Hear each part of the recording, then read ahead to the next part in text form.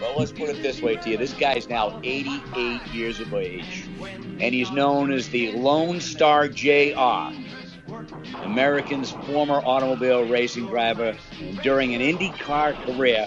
This is incredible. It actually spanned more than 3 decades.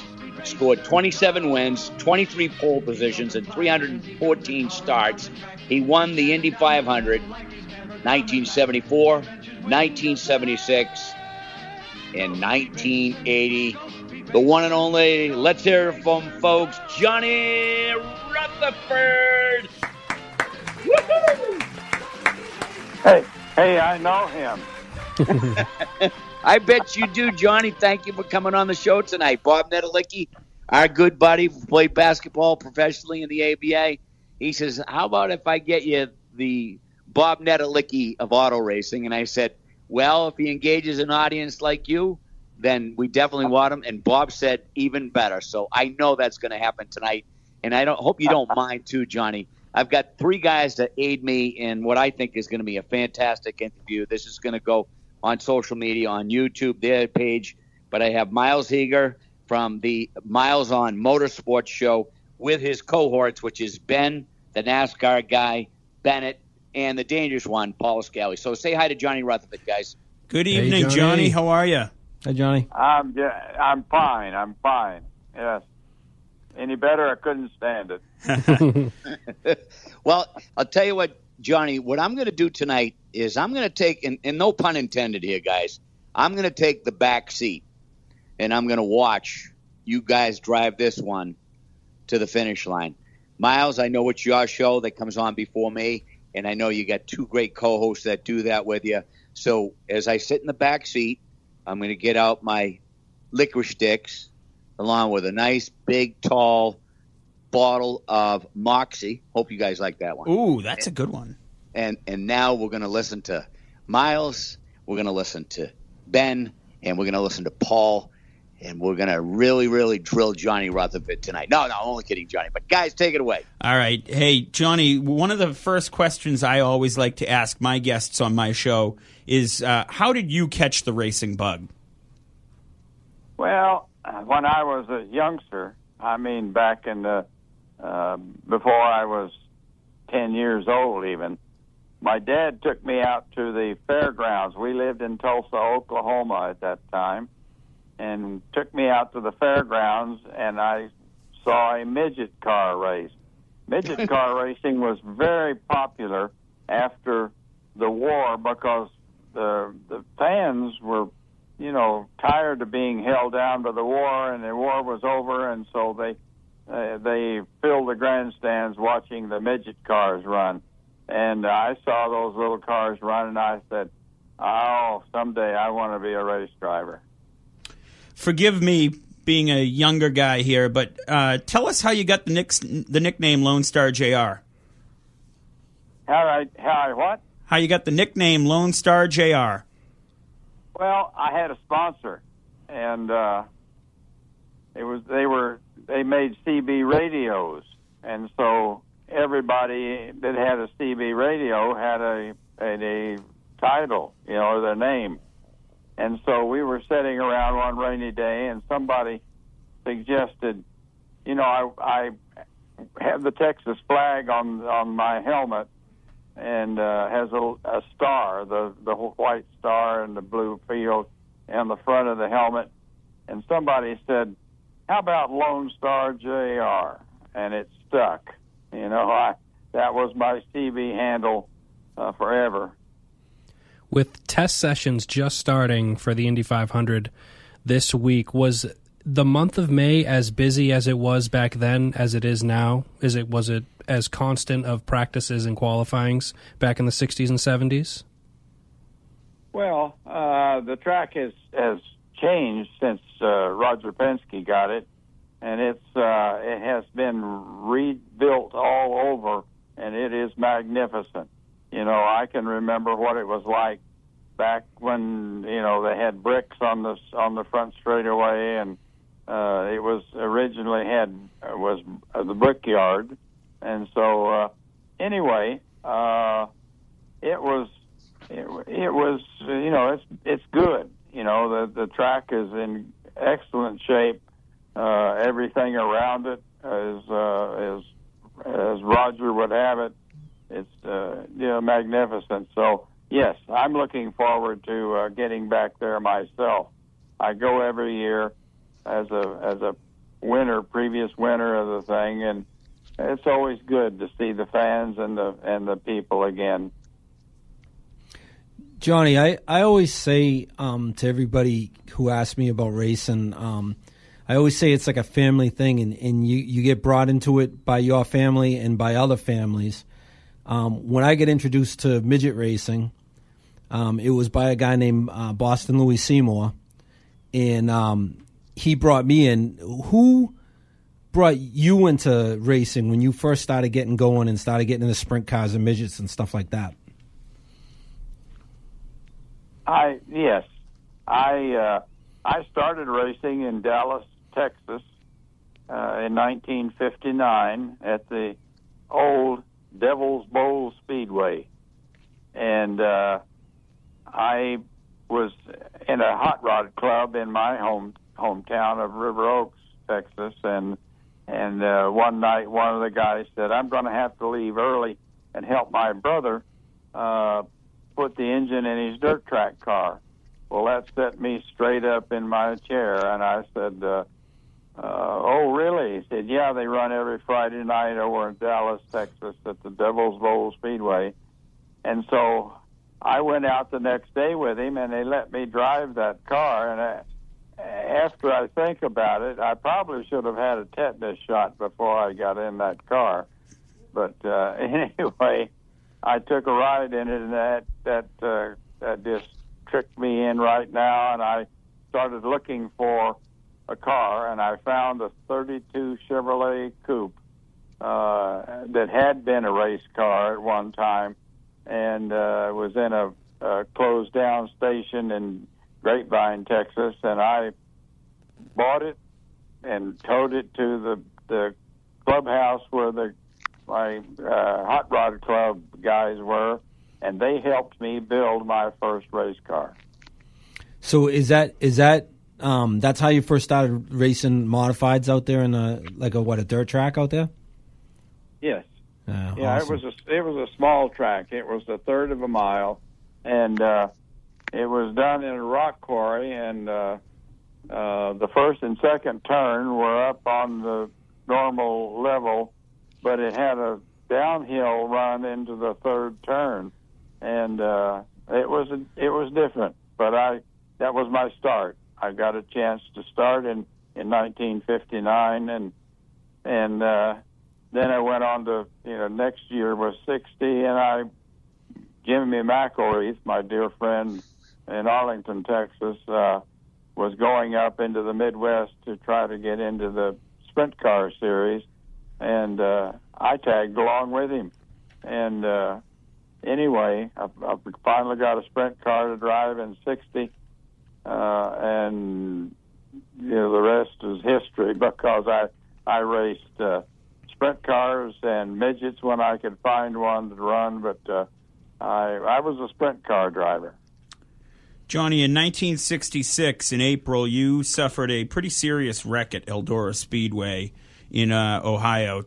Talk to us a little bit about what you remember from the wreck and the time frame afterwards, the recovery, that type of stuff.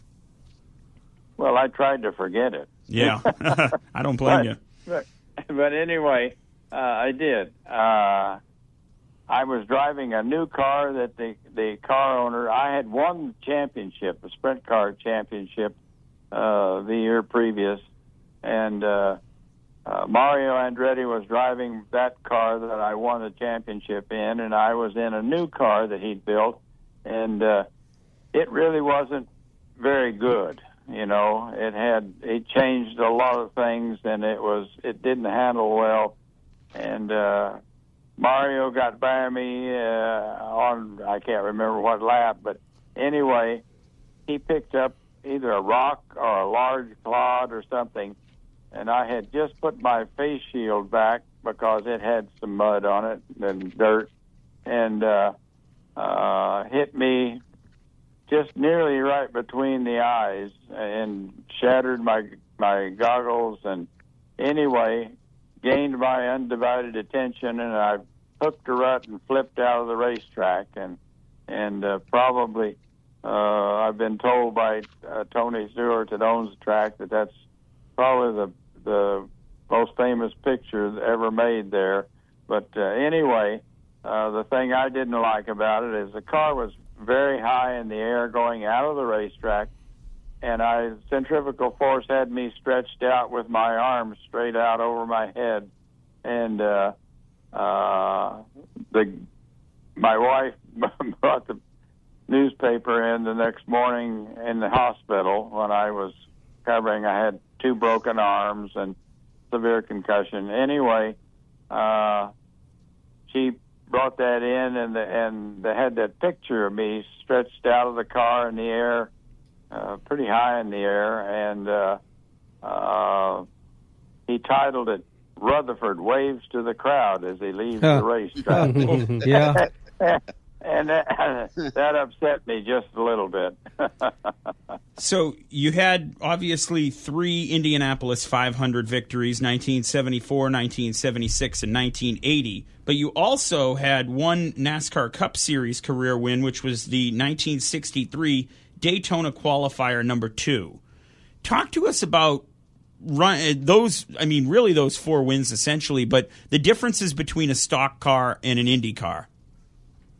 Oh, quite a bit of difference. You know, a sprint car is pretty light and got a lot of power to weight ratio, and stock cars were back then were just nearly stock. You know, they made roll cages in them and tried to protect the drivers as best they could. But I had never driven a late model stock car, and there was mid-season, you know, I was home, and I got a phone call from a friend in Dallas, and he said, "Do you think you'd ever like to run the Daytona 500?" And I'm going to say no. Come on. So anyway, he said, "Come over here. I have a friend that's building a new car, and he wants to talk to you." And so I had no idea who it was.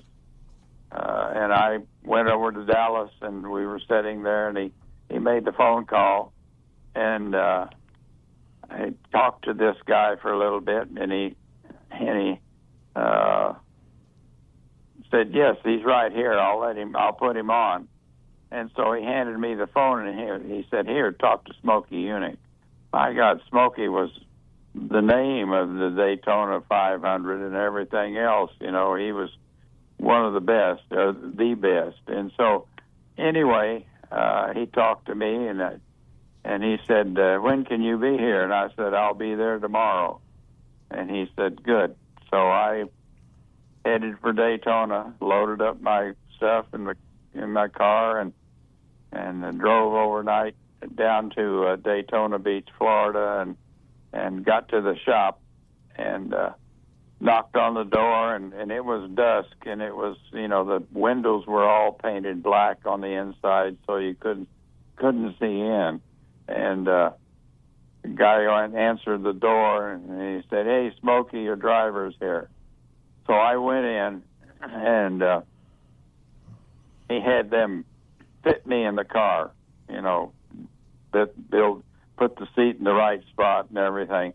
And back then, the way they didn't have the seats they've got today, you know. They took the regular seat and took all the zigzag springs out of the passenger side seat and doubled them up in the driver's seat. And anyway, they fitted me in the car, and the next day we went to the track, and Smokey said, "You're going to need somebody to answer questions for you." He said, "I'll be right back." And he went away, and about 10 minutes he came back with 2 guys in tow, and he said, "Here, I want you to meet Joe Weatherly and Fireball Roberts." And they were my tutors for my first Daytona race, and it was incredible. The car, I didn't know it until after the race I won that it was probably the best car in the garage area. And so anyway, I had a chance. And going out, I'd never been on a big track like that. Myles was the biggest track I'd ever run. And I don't think it was paved even. I think it was dirt. But anyway, still got out and did some testing, and the car was incredible. It was very good. And anyway, we lined up for that race, and they dropped the flag, and my car had plenty of power, and I led the race most of the time, and that was my beginning in NASCAR stock cars. Of the 3 Indy 500 championships you've accumulated, is there a favorite one to you, or is there a favorite memory from any of those 3? Oh gosh, no. Anytime you win the Indianapolis 500, they're all good. You had the opportunity to do that, and it was different. I took my driver's test, which is 4 different speeds, and they see how you can control the car and handle it. And I finished my driver's test, and then they let me take the tape off of the tail. They put the 3 strips of tape across there, so if you were on the track, the veterans would know that you were a rookie. And so I went out to run, use the whole racetrack.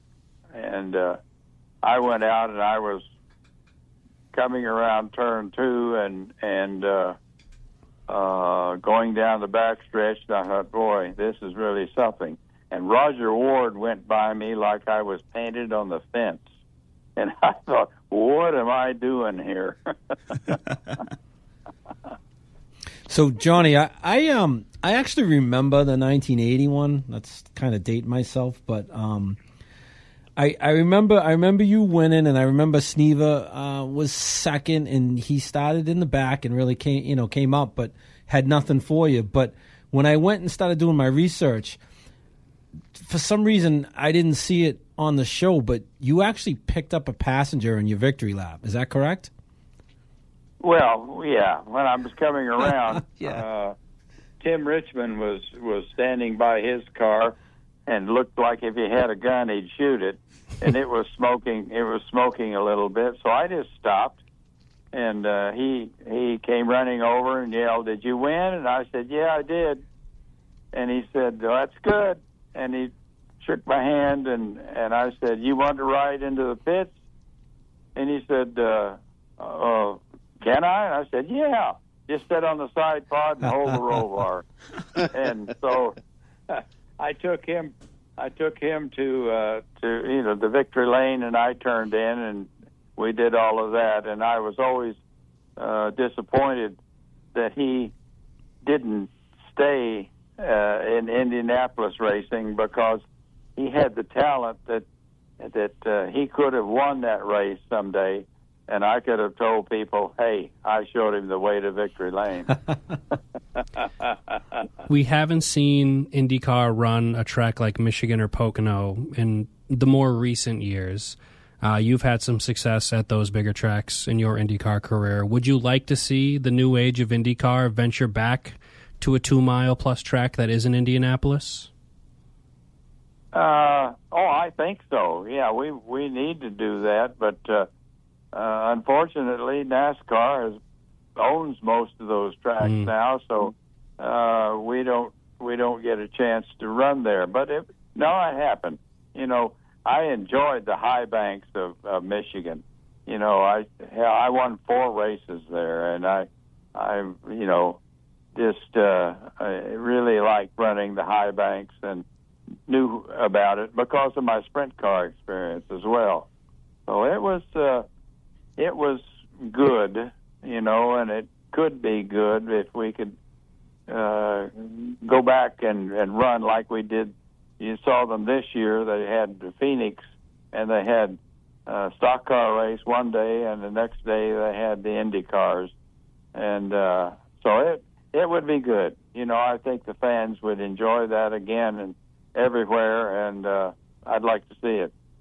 Hey, folks, if you just joined us here on Gary Leavitt and Friends tonight, we've teamed up with Myles on Motorsports and his partners, Ben, the NASCAR guy, Bennett, and the dangerous one, Paul Scally. And there's a big reason why they've joined me tonight is because we're talking with one of the 5 guys that would be on Mount Racemore, along with Mario Andretti, Al Unser, of course, Dale Earnhardt, and Richard Petty. It's my all-time auto racer favorite, which happens to be the one and only Johnny Rutherford. Johnny, this is just I've read so many different things on what you did as a race car driver, the fantastic stories, but I think Myles had one in particular he was going to ask you about, so I'll let him do that.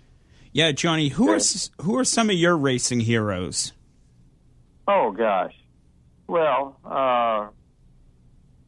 back in the day, Tony Bettenhausen, because of the name, was, the one that people watched because he was very successful. And then, unfortunately, the Speedway got him, and he was testing a car for a friend, and the steering front axle broke, and it put him into the wall, and he was killed. And that was very sad because he was one of the guys that you watched, and with a name like Bettenhausen, Tony Bettenhausen, he was good. Of course, there were a lot of drivers then, Roger Ward and Jim Rathman, and just a lot of them that were extremely good at racing wherever they raced, and so I enjoyed being involved with those guys, most of them, and of course, during that period, racing still was pretty dangerous, and I've lost a lot of good friends through crashes in race cars. So I was fortunate. I was very fortunate to make it all the way through and enjoy every minute of it.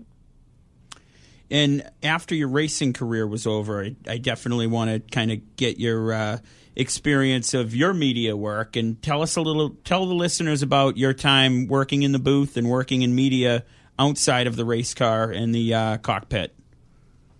Well, when I retired, the opportunity came up to be involved with Paul Page, my dear friend. It was the voice of the Speedway, or one of them. And anyway, I did some TV work with Paul, putting the car on television. And anyway, it was good. It was very good, and I enjoyed doing the television work and all of the things that I had a chance to do. Johnny, what flavor of milk did you choose when you won your 3 Indy 500s? What? What flavor of milk did you choose when you won your Indy 500s? Did they give you choices? I probably wasn't thinking, but I like buttermilk, and anyway, I probably should have asked that, but milk's milk, and Johnny, did you do the artwork on the? I'm sorry. I was just going to ask. I was looking at something here that said you might have done the artwork on one of the Indy 500 programs. Yes, I did. I can't remember now just exactly which program that it was, but I did at the time the 3 cars of at the time, only 3 4-time winners. Rick Mears and Al Unser Sr. and A.J. Foyt. And did that, and darned if that year the fourth guy got on, and I never did get to do a cover with all four of them on it. But yes, I did the artwork on those. One question I've got for you too, Johnny, is nowadays, do you still watch racing? Do you keep a close eye on what's going on with the young kids out there nowadays? Very close, yes. I enjoy it, and you know, I'm still involved with McLaren because they were when I got with McLaren. When I, in '73, when they brought the car over after we tested it at the Speedway, and it wasn't very good, so they sent it back to England, and the designer, Gordon Topic, did some work on it and changed some things and brought it back over. And when you go out for your first run, you always have an opportunity to go out and make sure you don't have any oil leaks or water leaks or any fuel or anything. And so I did 5 or 6 laps, and the car felt pretty good, but I didn't run it very hard. And we discovered everything was dry, so then I went out to run some speed, and see what it would do. And I couldn't believe the thing when I got, the first time I'd ever been able. The car was so good. It's the first time I was ever able to go flat-footed all the way around the track. And I turned 3 or 4 laps at 200 miles an hour, and that was it. I had my home.